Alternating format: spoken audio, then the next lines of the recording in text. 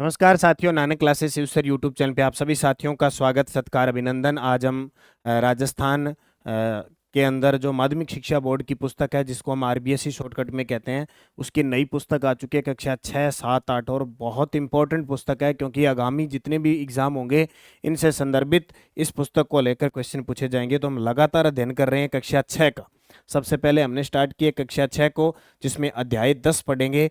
आज कक्षा अध्याय के अंदर हम प्रमुख मेले, त्योहार, लोक देवता, संत संप्रदाय, हस्तकला और वेशभूषा से संबंधित जो क्वेश्चन बनते हैं उनकी चर्चा करने जा रहे हैं। और इसकी जो टेस्ट सीरीज है वो नानक क्लासेज ऐप में उपलब्ध है। कक्षा 6, 7, 8, 9, 10 इन पुस्तकों की आपको पीडीएफ भी मिल जाएगी और प्लस इनके आपको टेस्ट लगातार मिल रहे हैं। कक्षा 6 पूरी आपको कंप्लीट टेस्ट के रूप में मिल चुकी है और कक्षा 7 अभी चल रही है। इसके 7 से 8 लगभग जो चैप्टर है वो क्लियर हो चुके हैं। तो चैप्टर वाइज आपको दिए जा रहे हैं। सभी साथी नानक क्लासेज ऐप में जाके मात्र 99 रुपये में ये टेस्ट सीरीज जरूर लें। चाहे आप पीटीआई की तैयारी कर रहे हैं, चाहे सेकंड ग्रेड की कर रहे हैं, चाहे सीईटी की है, एलडीसी की, यानी मोटी मोटी बात है, अगर आप राज्य कर्मचारी चयन बोर्ड की तैयारी कर रहे हैं तो आप 6 से 10 को अच्छे तरीके से करना, बार बार अभ्यास करना, कम से कम इस टेस्ट सीरीज को 3 बार करना आप, ठीक है। और आपकी इतनी गजब राजस्थान जी के मजबूत हो जाएगा। तो सभी विद्यार्थी इसको जरूर ज्वाइन करें नानक क्लासेज ऐप में जाके। और ये जिस प्रकार मैं टेस्ट दे रहा हूँ वह इनका अभ्यास है। पहला प्रश्न देखो, राजस्थान के दक्षिणी क्षेत्र में प्रयुक्त प्रमुख आदिवासी जनजातियों में से कौन सी जनजाति शामिल नहीं है। अब राजस्थान में 12 जनजातियां हैं। राजस्थान में कितनी प्रकार की 12 जनजातियां हैं। उनमें से देखो भील भी है, ग्रासिया भी है, डामोर भी है। ये जो लिंगायत है ये जनजाति में नहीं आती। लिंगायत है जनजाति में नहीं आती, ठीक है। तो आपको पता है भील है, मीणा है, सहरिया है, ठीक है, ग्रासिया हो गई, कथोड़ी है, खेरू है, ठीक है। बाकी ये डामोर, ग्रासिया, भील है, ये मुख्य राजस्थान के अंदर जनजातियां हैं जो पाई जाती है, ठीक है। क्योंकि लिंगायत आपको पता है ये धार्मिक संप्रदाय है। क्या है? धार्मिक संप्रदाय है, तो इसको नोट करके रखना। अगला, निम्न में से कौन सा कथन असत्य है। निम्न में से कौन सा कथन असत्य है। ढूंढाड़ी जयपुरी पूर्वी राजस्थानी भाषा की प्रमुख बोली है। बिल्कुल सही है। राजस्थान को बोली की दृष्टि से 2 भागों में बांटते हैं, एक तो पश्चिम बोली और एक पूर्वी बोली। तो पूर्वी बोली में ढूंढाड़ी आती है। शेखावटी पश्चिमी राजस्थान में आती है। मेवाड़ी पूर्वी राजस्थानी की है, गलत है। मेवाड़ी है वो पश्चिमी राजस्थान की है, राजस्थानी है, और हाड़ौती पूर्वी राजस्थानी की है। अब आपको एक तो याद रखनी है पूर्वी। पूर्वी आप इसको कह सकते हो, पूर्वी राजस्थानी जो भाषा है हमारी, वो साहित्य के रूप में देखें तो साहित्य कौन सा है, वो है पिंगल, पिंगल साहित्य। और पश्चिमी की बात करें, पश्चिमी की, तो ये है डिंगल। अब पश्चिम में कौन कौन सी आती है, एक तो मारवाड़ी, एक मेवाड़ी, एक वागड़ी और एक शेखावटी। इसके बाद इनकी सारी उपबोलियां आएगी। और पूर्वी में देखें तो एक तो ढूंढाड़ी, एक हाड़ौती, एक मेवाती और एक अहिरवाटी, ठीक है। अहिरवाटी जिसको हम राठी भी, राठ क्षेत्र भी कहते हैं। ये 4 बोलियां कक्षा 6 की पुस्तक के अंदर दी है। पश्चिमी डिंगल साहित्य, पूर्वी पिंगल साहित्य, और यहाँ मेवाड़ी दे रखी है, पश्चिमी राजस्थान है। तो ये सी इसका आंसर गलत हो जाएगा, ठीक है। तीज पर्व के संदर्भ में निम्न कथनों पर विचार करो। देखो इस चैप्टर के अंदर मेले भी दे रखे हैं, त्योहार भी दे रखे हैं, लोक देवता भी है, संत संप्रदाय भी है, हस्तकला भी है और वेशभूषा। इतने चैप्टरों को एक साथ कवर किया गया है। तो तीज पर्व के संदर्भ में निम्न कथनों पर विचार कीजिए।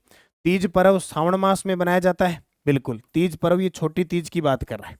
छोटी तीज जिसको हम श्रावणी तीज कहते हैं, तो सही है। भाद्रपद कृष्ण पक्ष की तीज को कजली तीज या सातुड़ी तीज मनाई जाती है। बिल्कुल, जिसको हम बड़ी तीज कहते हैं।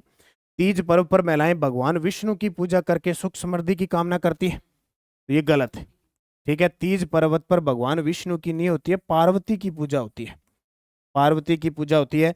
तीज पर्व पर प्रकृति और मानव के निकट संबंध का प्रतीक है। बिल्कुल, क्योंकि महीना कौन सा, सावन का महीना होता है और बारिश का महीना होता है, हरियाली होती है। तो जाहिर सी बात है प्रकृति और मानव के निकट जब राजस्थान के अंदर अभिमान सुनाएगा, काली घटा बादल छाई होगी और महिलाएं झूला झूलेगी, प्रकृति का हरियाली नज़ारा कुछ अलग ही होगा। तो इसके अंदर 3 नंबर गलत हो जाएगा, बाकी 1, 2, 4 सही है। नोट कर लेना। बड़ी तीज आती है भाद्रपद कृष्ण पक्ष को तीज को, और छोटी तीज आती है सावन शुक्ल तीज को। ये भी ध्यान रखना, सावन शुक्ल तीज को, जहां से हमारी क्या होती है, त्योहारों का आगमन होता है। ठीक है, अब ये प्रश्न ऐसे आ सकता है, तीज पर्व पर महिलाएं भगवान विष्णु की पूजा नहीं, पार्वती की पूजा करती है। शीतलाष्टमी पर्व के संदर्भ में निम्न कथनों पर विचार करो। शीतलाष्टमी पर्व, शीतलाष्टमी का पर्व होली के 8वें दिन बनाया जाता है। अब आपको ये पता होना चाहिए कि होली कब बनाई जाती है, फाल्गुन पूर्णिमा को। फाल्गुन पूर्णिमा को मनाई जाती है, तो पूर्णिमा के बाद आती है कृष्ण पक्ष। क्यों, तो कृष्ण पक्ष की जो अष्टमी होती है, यानी चैत्र कृष्ण अष्टमी को शीतलाष्टमी बनाई जाती है। बिल्कुल सही है, यह पर्व चैत्र कृष्ण पक्ष की अष्टमी को बनाया जाता है, यह भी सही है। शीतलाष्टमी के अवसर पर उसी दिन ताजा भोजन बनाकर ग्रहण किया जाता है, ये गलत है। पहले दिन सप्तमी को क्या बनाते हैं, बाश्योड़ा। पहले दिन मना के कोई भी किसी भी प्रकार का, कोई दलिया बनाता है, कोई खींच बनाता है, कोई रोटी बना लेता है, कुछ भी बना लेते हैं, और अगले दिन सुबह उठते ही क्या है, बिना मुंह धोए उसकी धोक लगती है। चाकसू की सील की डूंगरी व वल्लभ नगर शीतला माता के मेलों के लिए प्रसिद्ध है, बिल्कुल सही है, वल्लभ नगर उदयपुर। अब प्रश्न देखो, हालांकि हमें जीके बहुत आता है, अच्छा पढ़ रखा है, और कई विद्यार्थियों के दिमाग में होगा कि 6, 7, 8 कक्षा 6 से 10 पढ़ने का मतलब क्या, हमारे पास पोथे हैं। लेकिन यानी ये समझ लो कि 80% हमें इस किताबों का आता है, लेकिन 20% ऐसे प्रश्न है जो एग्जामिनर वहां से पूछता है। जैसे चाकसू की सील की डूंगरी, ये आपने पढ़ रखा है, जयपुर के अंदर है, लेकिन वल्लभ नगर में माता के मेले के लिए प्रसिद्ध है। अब ऐसे प्रश्न आ जाए पेपर में, प्रश्न आ जाए कि कौन कौन से स्थान शीतलाष्टमी मेले के लिए प्रसिद्ध है, तो भी ध्यान रखना है। तो इसका 3 नंबर गलत होगा, 1, 2, 4 है, सही हो जाए। अक्षय तृतीया को और किस नाम से जाना जाता है, तो अक्षय तृतीया आखा तीज कहते हैं, ये आती है वैशाख शुक्ल तीज को। वैशाख शुक्ल तीज को आखा तीज बनाई जाती है। इस दिन कहते हैं कि अबुझ सावा होता है, किसी पंडित जी महाराज को पूछने की जरूरत नहीं है, सीधा अक्षय वैशाख शुक्ल तीज को शादी रख दो, किसी से पूछने की जरूरत नहीं है, एक कदम बहुत ही शुभ माना जाता है विवाह के। पुष्कर, अब ये देखो, ये गणगौर है, गणगौर आती है चैत्र शुक्ल तीज को, चैत्र शुक्ल तीज को आती है, याद रखना। अब देखो प्रश्न आया था गुड़ला पर्व, गुड़ला पर्व किससे संबंधित है, गणगौर से संबंधित है। ये फर्स्ट ग्रेड में अभी ताजा ताजा प्रश्न आए हैं, ऐसे प्रश्न आपको मिलेंगे। पुष्कर मेले के संदर्भ में निम्न कथनों पर विचार कीजिए। पुष्कर मेला कार्तिक पूर्णिमा के अवसर पर आयोजित होता है, सही है। पुष्कर में स्थित ब्रह्मा जी का मंदिर विश्व का एकमात्र प्रमुख ब्रह्मा जी का मंदिर है, यह भी सही है। पुष्कर मेले में केवल भारत के पर्यटक भाग लेते हैं, यह गलत है, अंतर्राष्ट्रीय स्तर के आते हैं। पुष्कर झील पर सायंकाल दीपदान किया जाता है, बिल्कुल किया जाता है। और जब भी पुष्कर झील की बात आए तो यहाँ 52 घाट बने हुए हैं, कितने घाट है, 52 घाट बने हुए हैं, तो इसमें 3 नंबर ऑप्शन गलत हो जाएगा, असत्य 3। ठीक है, राजस्थान के प्रसिद्ध केला देवी मेले के संदर्भ में निम्न कथनों पर विचार करो। केला देवी का मेला, किसका मेला, केला देवी का मेला। यह मेला सवाईमाधोपुर जिले में है और केला माता मंदिर परिसर में आयोजित होता है, सही है। अब देखो केला देवी का मेला, ये पुस्तक सवाईमाधोपुर बता रही है, तो भाई सवाईमाधोपुर और करौली दोनों ही ध्यान रखना। वैसे केला देवी का मंदिर करौली में है, लेकिन ये पुस्तक सवाईमाधोपुर बता रही है। इसे लक्खी मेले के नाम से जाना जाता है, बिल्कुल। यह मेला चैत्र कृष्ण द्वादशी से चैत्र शुक्ल द्वादशी तक आयोजित होता है, ये भी सही है।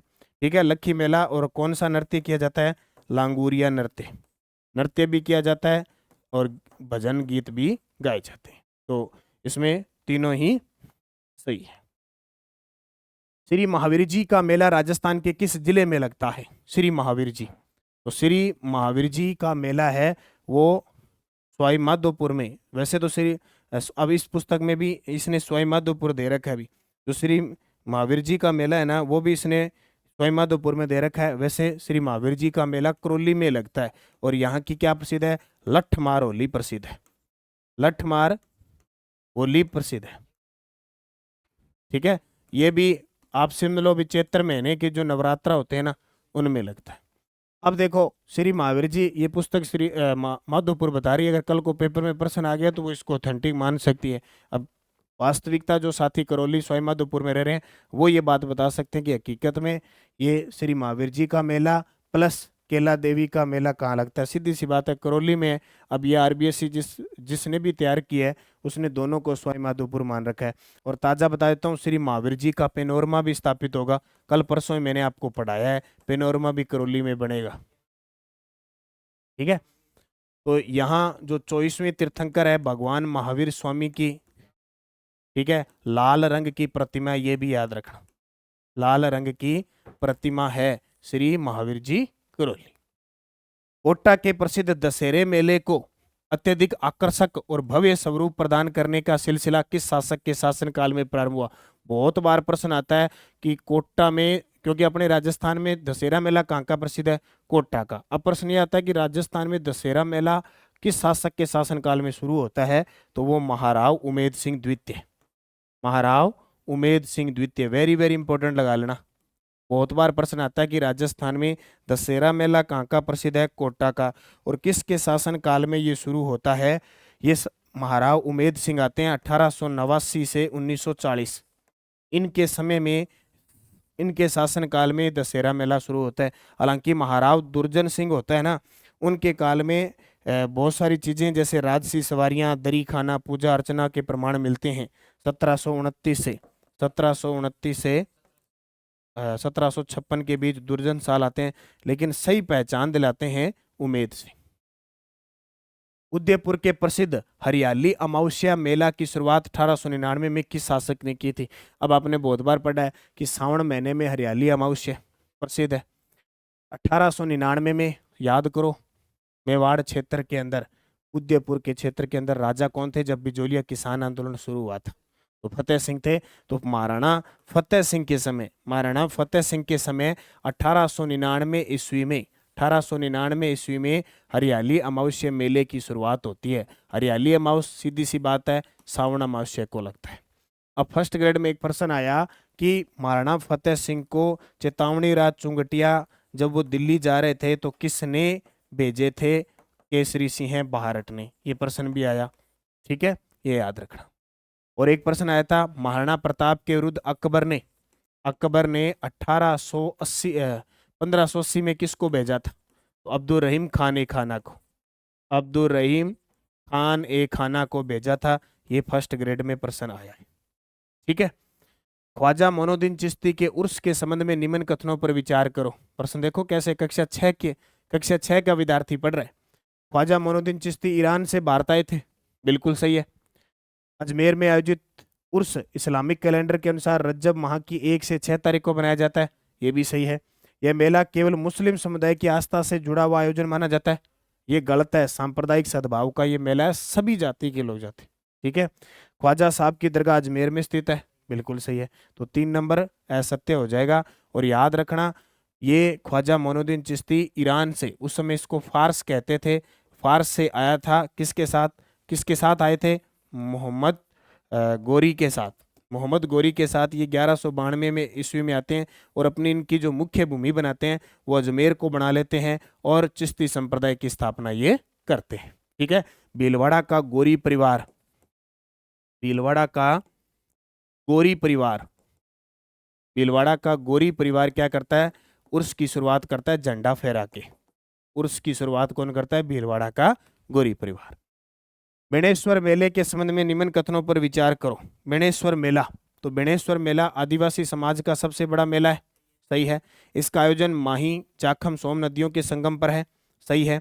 यह मेला चैत्र पूर्णिमा के अवसर पर आयोजित होता है, ये गलत है, माघ पूर्णिमा को आयोजित होता है। और मेले में लोग अपने दिव्यांगों की अस्थियां प्रवाहित करते हैं, सही है। और एक और याद रखना कि ये माही, जाखम, सोम डूंगरपुर के नवाटापुरा में भरता है, डूंगरपुर के नवाटापुरा गांव में भरता है। इसे आदिवासियों का कुंभ कहते हैं, बेणेश्वर मेला। तो 3 नंबर इसका गलत हो जाएगा, 1 2 4, ठीक है। तो डूंगरपुर का नवाटापुरा गांव है, सोम माई जाखम नदी के संगम पर भरता है, ओके। करणी माता का प्रसिद्ध मेला राजस्थान के किस जिले में आयोजित होता है? तो करणी माता का मेला बीकानेर, और बीकानेर में स्थान है देशनोक। ये आपके जो नवरात्रे होते हैं वहां भरता है देशनोक के अंदर, ओके। खाटू श्याम जी का प्रसिद्ध मेला कब आयोजित होता है? तो खाटू श्याम जी, श्याम, देखो खाटू स्थान है, श्याम जी का मेला सीकर में भरता है और ये फाल्गुन शुक्ल दशमी से द्वादशी तक भरता है। और 2025-26 में सर्वाधिक घरेलू पर्यटक आए यहाँ, सर्वाधिक घरेलू पर्यटक कहाँ आए थे? खाटू श्याम जी आए थे, ये प्रश्न पेपर में आता है। बाबा रामदेव जी का प्रसिद्ध मेला राजस्थान में कहाँ आयोजित होता है? तो आपा केरा, बाबेरा, बाबो कीरो, आपारो, है ना। तो बाबा जी को मेलो रुणेचा रामदेवरा में भरता है, रामदेवरा में भरता है, ठीक है। तो ये रामदेवरा जैसलमेर में, ये प्रश्न फिक्स याद रखना, रुणेचारा धनी बाबा रामदेव जी। गलियाकोट का उर्स मुख्य रूप से किस समाज की आस्था का प्रमुख केंद्र है? गलियाकोट कहाँ पे है? डूंगरपुर में। गलियाकोट है डूंगरपुर में, वहां दाऊदी वहा संप्रदाय का उर्स लगता है गलियाकोट के अंदर। अब सूची में मिलान करने हैं, ठीक है। इधर मेले दे दिए, इधर जिले दे दिए। जीण माता का मेला सीकर में, सीकर में स्थान है रेवासा, जहां इसका पेनोरमा भी बनेगा। बरतरी मेला अलवर के अंदर। टिग्गी कल्याण जी का मेला टोंक में, और गोगा जी का मेला हनुमानगढ़, नौर बाजरा का क्षेत्र है, गोगा मेडी में भरता है। ए का 3, बी का 2, सी का 1, डी का 4। ये तो नॉर्मल है, आजकल ऐसे प्रश्न आते हैं। राजस्थान के लोक देवताओं के उदय का प्रमुख कारण क्या था? तो सामाजिक और धार्मिक कारण था। गोगा नवमी किस तिथि को बनाई जाती है? गोगा नवमी, तो गोगा जी की आराधना में भाद्रपद कृष्ण नवमी को गोगा नवमी बनाई जाती है। पेपर में आपको पता होता है, क्वेश्चन आप कर पाते हो, लेकिन आपको इस चीज का ये पता होना चाहिए, कृष्ण पक्ष और शुक्ल पक्ष। अब गोगा नवमी, बस कभी भी देखोगे मेड़ी देखी आपने, उस पे काला सांप ऐसे होता है, तो काले रंग का कृष्ण भाद्रपद कृष्ण अष्टमी। जबकि आपसे पूछे भाद्रपद कृष्ण अष्टमी पूछे, नवमी तो गोगा नवमी, अष्टमी पूछे तो कृष्ण जन्माष्टमी, कृष्ण जन्माष्टमी, ठीक है। गोगा जी के संबंध में कौन सा कथन असत्य है? गोगा जी के संबंध में, गोगा जी राजस्थान के 5 पीरों में शामिल है, बिल्कुल। गोगा नवमी भाद्रपद कृष्ण नवमी को बनाई जाती है, सही है। गोगा मेडी का मेला अजमेर में नहीं, हनुमानगढ़ में लगता है। गोगा मेडी का मेला एक तो हनुमानगढ़ में लगता है, जिसको कहते हैं सिद्ध मेडी, सिद्ध मेडी, धुर मेडी कहते हैं, ठीक है। जो वो चूरू में लगता है, चूरू में, उसको कहते हैं शीर्ष मेडी, उसको कहते हैं शीर्ष मेडी। गोगा जी चौहान शासक और गोरखनाथ से प्रभावित थे, बिल्कुल, गोरखनाथ जी इनके गुरु थे, चौहान शासक से संबंधित थे। पर्वतसर में तेजा जी की स्मृति में विशाल पशु मेला कब आयोजित होता है? तो पर्वतसर में तेजा जी का मेला लगता है भाद्रपद शुक्ल दशमी को, भाद्रपद शुक्ल दशमी को। अब एक ही चैप्टर कक्षा 6 का जो चैप्टर पढ़ा रहा हूं, वह मैं आपको 10वां लोक संस्कृति व कला, इसके अंदर क्वेश्चन है। निम्न कथनों पर विचार करो। बाबूजी को ऊंटों के देवता कहते हैं, बिल्कुल। बाबूजी का मुख्य स्थान कोल्लूमंड है, बाबूमंड नहीं है, कोल्लूमंड है। कौन सा स्थान है? कोल्लूमंड है। फड़ चित्रण में बाबूजी का जीवन चित्र दिखाया गया है, बिल्कुल, तो इसका उत्तर हो जाएगा, ठीक है। वैसे तो इसके सारे सही है, लेकिन अगर पाबूमंड देखें, वैसे ये मिस्टेक हुई है, जैसे कोल्लूमंड है वैसे ही ये क्या है? कोल्लूमंड है वैसे तो बाबूजी का मुख्य स्थान, लेकिन अगर पाबूमंड के हिसाब से देखें तो स्थान क्या है? वैसे प्रिंट गलत हो गया, तो सारे के सारे इसका सही जवाब हो जाए, ठीक है। निम्न कथनों पर विचार करो। रामदेव जी लोक देवताओं में प्रमुख और अवतारी पुरुष और सांप्रदायिक सौहार्द के प्रेरक थे, बिल्कुल। मुस्लिम समाज रामदेव जी को राम सा पीर के रूप में पूजते हैं, बिल्कुल। हिंदू कृष्ण का अवतार मानते हैं। रामदेवरा में चैत्र माह में विशाल मेला लगता है, ये तो गलत बात है। बड़े देवता, बड़े लोक देवता और बड़ा महीना भाद्रपद, आप चाहे कोई देख लो, चाहे गोगा नवमी देख लो, तेजा नवमी देख लो, चाहे आप रामदेव जी देख लो, बड़े लोक देवताओं के बड़े महीने, तो 1 और 2 सही हो जाएगा। निम्न में से मीराबाई के संबंध में कौन सा कथन सत्य है? मीराबाई, मीराबाई का जन्म सिसोदिया वंश में हुआ था। मीराबाई का जन्म सिसोदिया वंश में हुआ था क्या? नहीं हुआ था। किस में हुआ था? राठौड़ वंश में हुआ था, राठौड़ वंश। हालांकि इनका जो ससुराल था, ससुराल सिसोदिया वंश में गया था। इनका जन्म 1498 कुड़की, अब जो ब्यावर में चला गया, वहां हुआ था, ठीक है। और इनके जो पिता थे वो थे दादा दूधा थे और पति इनके भोजराज थे। भोजराज थे। इनके पिता थे, बताओ भी कमेंट करके, मैं थोड़ा सा मेरी जीभ के नीचे निकल गया, नाम भूल गया। मीराबाई का विवाह महाराणा प्रताप के साथ हुआ था, ये गलत बात है। भोजराज के साथ। मीराबाई का जन्म कुड़की मेड़ता में हुआ, सही है। मीराबाई शिव भक्ति के लिए प्रसिद्ध थी, ये गलत है। कृष्ण जी की भक्ति के लिए जानी जाती थी। डी भी गलत है, बी भी गलत, एक सी सही है। ठीक है।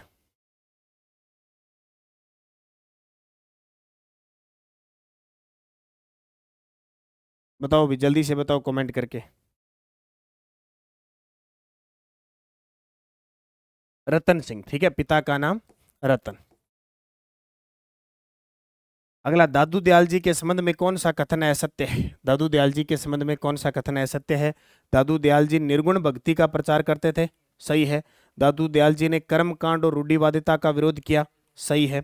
दादू दयाल जी ने 1585 में अकबर से भेंट की, सही है। दादू दयाल जी ने सगुण भक्ति, तो ये गलत है, क्योंकि देखो या तो निर्गुण है या सगुण है, तो निर्गुण भक्ति है। अब याद रखना, दादू दयाल जी का जन्म पूछा जाता है अहमदाबाद। अहमदाबाद में 1544 में हुआ, ठीक है। और 1603 में नारायणा गांव में देह त्यागा था, देह त्याग दिया। इनका एक स्थान है बराड़ी, बराड़ी स्थान है भाई, अभी थोड़ा चर्चा का विषय बना हुआ है। जयपुर में एक विवाद चल रहा है, ये बराड़ी जो स्थान है वहां पे, नारायणा क्षेत्र है ना, वहाँ संत महात्माओं का जो बिचून औद्योगिक क्षेत्र आता है, वहाँ औद्योगिक क्षेत्र रीको के द्वारा स्थापित किया जा रहा है, तो इसको लेकर थोड़ा विवाद चल रहा है, तो याद रखना। जाम्बोजी महाराज के संबंध में निम्न में से कौन सा कथन सत्य है? जाम्बोजी महाराज, जाम्बोजी विश्नोई संप्रदाय के प्रवर्तक थे, 29 नियम दिए थे इन्होंने। जाम्बोजी का जन्म पीपासर नागौर में हुआ था, बिल्कुल सही है। और इनका जन्म हुआ कब था? इनका जन्म 1508 विक्रम संवत में हुआ था, और वैसे जन्म पूछे तो 1451 ईस्वी में हुआ था, ठीक है। बिश्नोई समाज पर्यावरण संरक्षण और जीव रक्षा के लिए प्रसिद्ध है, बिल्कुल सही है, सारे के सारे सही है।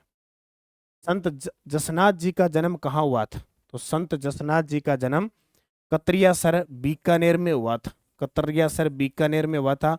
और अभी हाल ही में चर्चा में यह है कि इनका पेनोरमा स्थापित हो रहा है कतरियासर बीकानेर के अंदर, संत जसनाथ जी, जिन्होंने जसनाथी संप्रदाय की स्थापना की थी और 36 नियम दिए थे। कितने? 36। जैसे जाम्बो जी ने 29 दिए थे, जसनाथ जी ने 36 दिए थे, और जो चरणदास जी है उन्होंने 42 नियम दिए थे। संत श्रद्धानाथ जी के संदर्भ में निम्न में से कौन सा कथन असत्य है? संत श्रद्धानाथ, देखो सीधी सी बात है, श्रद्धा रखोगा तो नाथ चिन्ह पूछोगा। इन्होंने शेखावटी क्षेत्र में शिक्षा का प्रचार प्रसार किया, सही है। लक्ष्मणगढ़ में इनके द्वारा निर्मित आश्रम त्याग और तपस्या का प्रतीक माना जाता है, ये भी सही है। इन्होंने भौतिक सुख सुविधाओं और संग्रह वृत्ति को जीवन का आधार माना, ये गलत है। भौतिक सुख सुविधा आई तो फिर संत महात्मा क्या ही बने। स्वच्छता में ही ईश्वर का निवास होता है, इनकी मान्यता थी, सही है। अब देखो प्रश्न आ जाएगा पेपर में सीधा ही, क्योंकि एग्जामिनर तो ये कहेगा कि भाई पढ़ के आओ, 6ठी 7वीं 8वीं 9वीं 10वीं, सीधी सी बात है, वो दे देगा किस संत महात्मा ने कहा कि स्वच्छता में ही ईश्वर का निवास होता है, तो स्वच्छता रखो, ठीक है। तो इन्होंने कहा भी अच्छा चरित्र होना चाहिए, बिना चरित्र के कुछ नहीं है, चाहे आप कितना ही कुछ कर लो।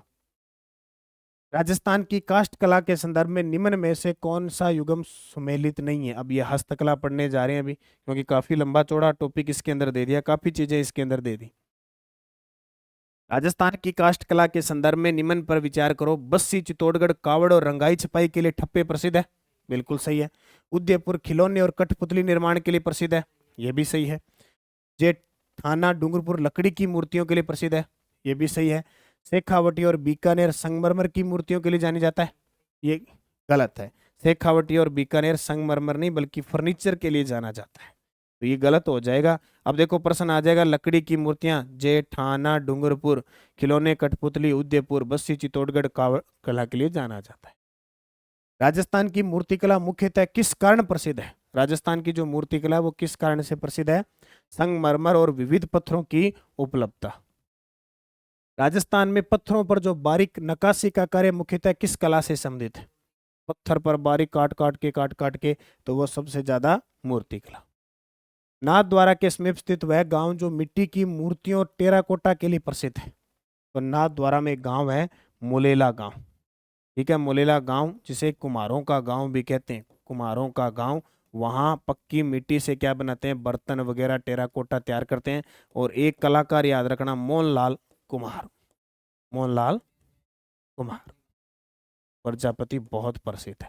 इसके अलावा भी अलवर है, बाड़मेर है, इन क्षेत्रों में भी ये काम किया जाता है। लेकिन मुख्य मुलेला गांव राजसमंद के अंदर है, ये याद रखना टेराकोटा के लिए, जिसे जीआई टैग भी मिल चुका है, ये भी याद रखना है।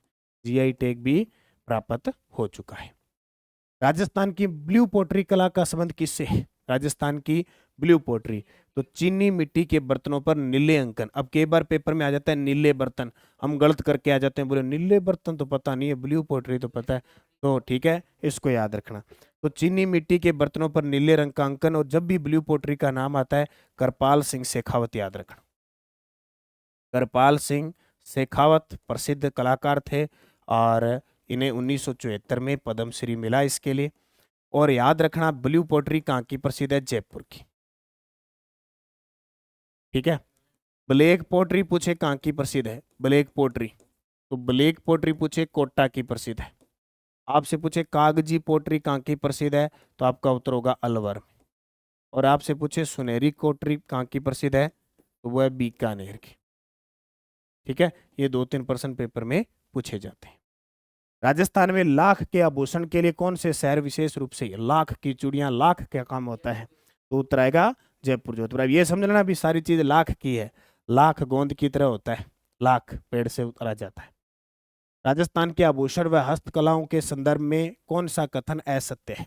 कौन सा कथन असत्य है? जयपुर मूल्यवान पत्थरों को तराशने के कार्य के लिए प्रसिद्ध है, बिल्कुल सही है। राजस्थान में रत्न आभूषण के मामले में जाना जाता है, पन्ना नगरी इसको कहते हैं। प्रतापगढ़ थेवा किला के लिए प्रसिद्ध है, सही है। सोनी परिवार प्रसिद्ध है।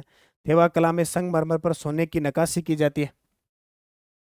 थेवा कला में संगमरमर पर नहीं, कांच पर, और खास करके बेल्जियम का जो कांच है उस पर सोने की जाती है। ठीक है, जयपुर, जोधपुर, बीकानेर, उदयपुर जड़ाऊ गहनों के लिए प्रसिद्ध है। ठीक है, तो कौन सा कथन असत्य है? ये सी गलत हो जाएगा। अब ये चीजें जो दे रखी है इस पुस्तक में, एग्जामिनर वहीं से पूछेगा आपसे।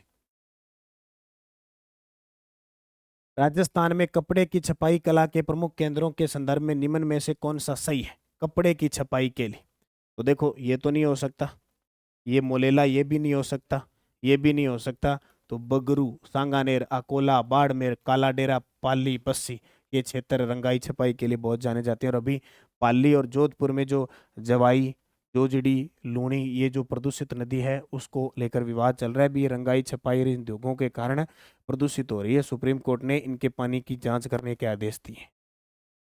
नीचे दिए गए कथन और कारण को पढ़ो। राजस्थान की पारंपरिक कसीदाकारी और गोटाकारी कला यहाँ की सांस्कृतिक पहचान का महत्वपूर्ण हिस्सा है, जिसमें मुख्यतः पशुओं के चित्रों का उकेरण, कपड़ों पर पेचवर्क और गोटे, किनारी और आरी तारी जैसे कार्य सम्मिलित है।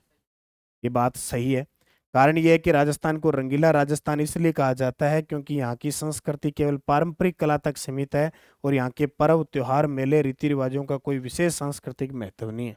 ये तो सीधी सी बात है, गलत होगी, सरासर झूठ है, सरासर गलत बात इसने कह दी। तो हमें एक ही सही करना है, आर गलत करना है। ठीक है, इतने सारे ये प्रश्न थे। तो इसके जो टेस्ट सीरीज है वो नानक क्लासेज ऐप में आप जरूर लें। तो मैं आपको पढ़ा रहा हूँ लगातार, कक्षा 6 हमारा राजस्थान भाग 1। आज हमने मेले, त्योहार, आभूषण वगैरह जितनी इसमें चीज़ें हैं ना उतनी पढ़ ली, जितनी इसमें है उसी के अकॉर्डिंग। अब जैसे कल हम पढ़ेंगे, कल पढ़ेंगे भौगोलिक संकेतक, राजस्थान की प्रमुख कलाएं, उत्पाद, जीआई टैग पढ़ेंगे। राजस्थान के जितने भी उत्पाद हैं, जोधपुरी बंदेज है, मोलेला है, सांगानेरी प्रिंट है, कल हम जीआई टैग वाला 11 नंबर चैप्टर पढ़ेंगे। तो मेरे साथ जुड़ के सभी साथी, नानक क्लासेज शिव सर नाम से यूट्यूब चैनल है, इसको सब्सक्राइब कर लो ताकि आपको लिंक पीडीएफ मिलती रहे। और राजस्थान का भूगोल पढ़ना चाहते हो, राजस्थान का इतिहास, कला, संस्कृति पढ़ना चाहते हो, राजस्थान की राज व्यवस्था पढ़ने चाहते हो, तो आपको test series Nanak classes app में नाम मात्र के शुल्क में उपलब्ध है। इसके अलावा एलडीसी की तैयारी कर रहे हो, वनपाल की तैयारी कर रहे हो, इसके लिए हमारी बुक राष्ट्रीय और राजस्थान ऑब्जेक्टिव बाजार में उपलब्ध है।